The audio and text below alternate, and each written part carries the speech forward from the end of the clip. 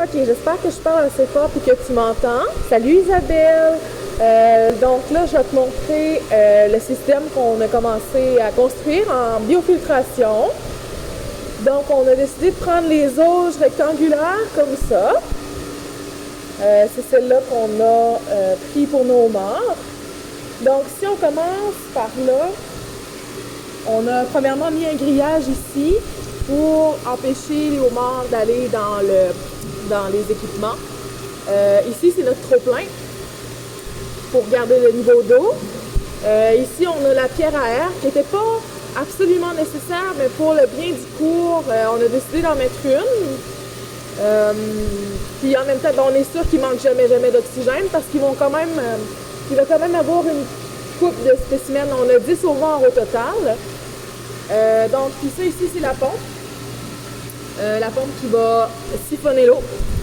Le tuyau ici, il s'en va, il passe en dessous. Puis il s'en va dans nos filtres. Le premier filtre, ici, c'est le filtre à poche. Il y a une poche à l'intérieur. C'est une filtration mécanique. Ensuite, ici, c'est le filtre, le biofiltre. À l'intérieur, il y a un panier en plastique dans lequel il y a du Coldness. Il est plein de Coldness.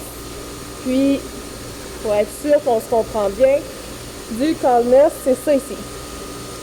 Donc, on a pris les mesures, là, on va te transmettre ça. On a pris les mesures, les dimensions du petit panier en plastique à l'intérieur pour savoir à peu près combien de Coldness qu'on avait mis dedans, selon le volume du panier, puis selon la dimension des Coldness. Puis, ça nous donnait une surface là, une surface spécifique sur laquelle les bactéries pouvaient se fixer parce que